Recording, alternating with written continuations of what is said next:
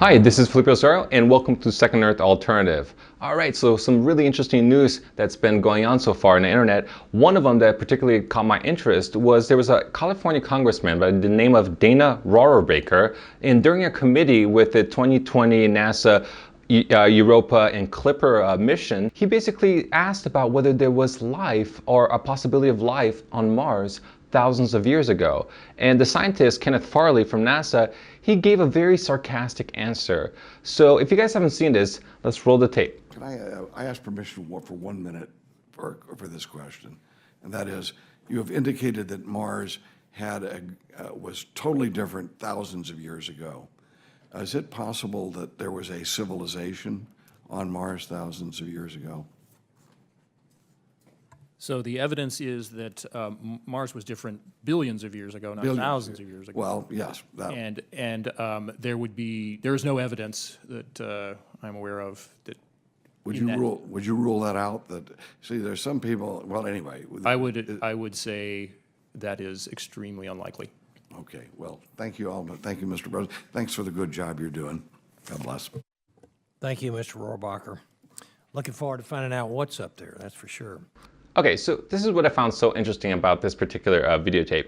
This exact congressman, Dana Rohrabacher, well, it seems he looks like an old man who doesn't know whether civilization in Mars, whether the evidence was for billions of years ago as opposed to thousands of years ago. And the scientist kind of makes him feel like he's kind of an idiot for not knowing this. But the truth is, Mr. Dana Rohrabacher has actually been part of this subcommittee for space and aeronautics on the House Science Committee from 1997 to 2005. So it's not like this guy has not been exposed to information regarding aeronautics, space, and what's possibly happening up there. And also this argument that I just thought that his argument, the scientist Kenneth Farley, was very, very sarcastic, as if he knows for certain. That is extremely unlikely. And I don't understand how he can know for certain that probably there is no evidence, because let me break this argument down real quick. It's actually really kind of interesting to me. Let's just suppose that we're talking about billions of years ago that Mars had life. Well, naturally you would think that life would not have enough time to evolve. This is not true, by the way, because on Earth, the cataclysms, like the one that happened in 256 million years ago and wiped out almost like 96% of all the life on Earth, that cataclysm was not something that could have been predicted. It's something that just happened and literally created a pause on the evolution of Earth. So all we know about Earth is there's been many cataclysms, like the one that happened 256 million years ago and the one that happened in the dinosaur period, that essentially stopped all of evolution on Earth and kind of paused our ability to evolve. And then, and so the assumption here is we use Earth as an indicator of what might have happened to Mars because we have no other data points. So if Earth is the only data point and there are these systematic pauses in evolution, how do we know that Mars didn't have enough time to have a civilization? You see what I'm saying? So let's look at this chart real quick. You see all these cataclysms here? We don't know the rate of the cataclysms on Mars. So the cataclysms on Mars could easily be, like the one that happened 256 million years ago could have happened much later, in giving Mars enough time to have civilization. So that's the first argument that was really, it didn't quite make sense. The second one is that as far as we know, civilization did happen on Earth. And it didn't just happen now. There's a lot of evidence that seems to support that civilization happened a little bit in the past. So if Earth is our only data point, and if the timeline of the evolution of Earth cannot be a static, consistent thing that is actually chaotic, how is this scientist so certain that he understands that Mars would not have enough time to have had some kind of civilization that lived there?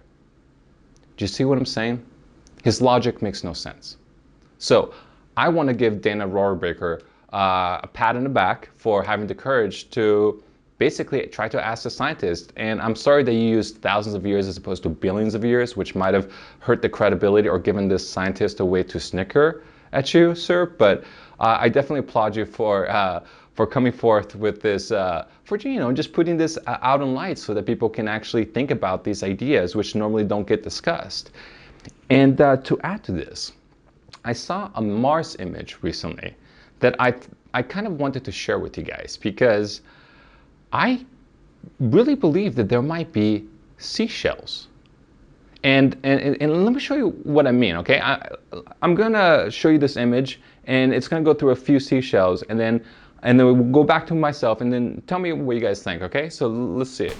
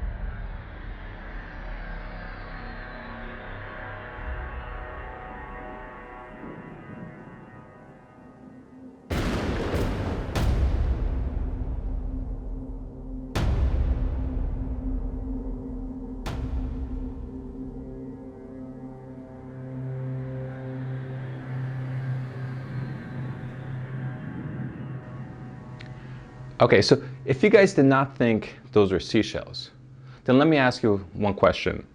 What are barnacles doing in Mars? Take a look.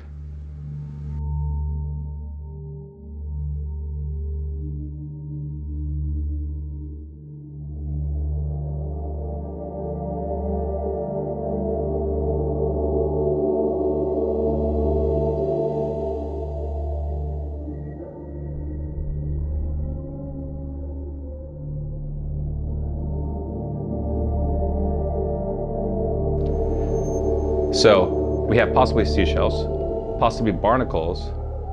What about a conch? Take a look.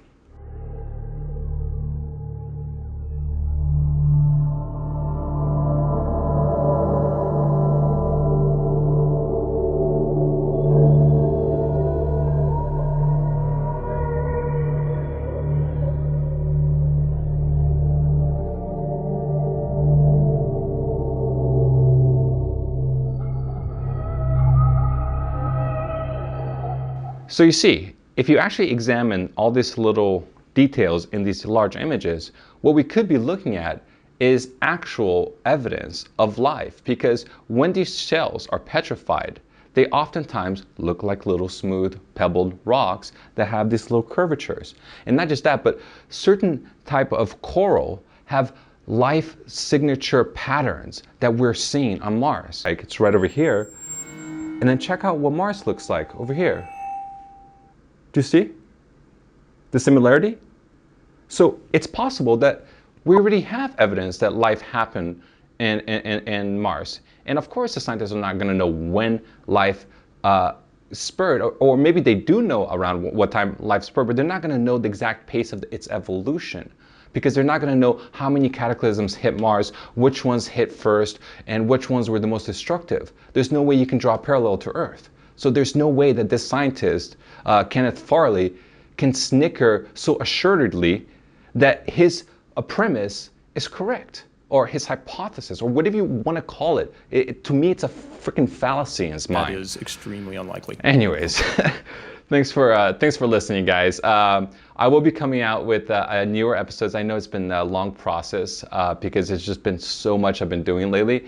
But we'll be coming out with a new episode very soon. And if you haven't subscribed, please subscribe. Tell your friends about the show, because I'm just trying to get a lot more people. I've only have like 3,000 subscribers. So help me out. Let's get this thing going. So, all right, guys, thank you for joining me. And that's it. Signing out.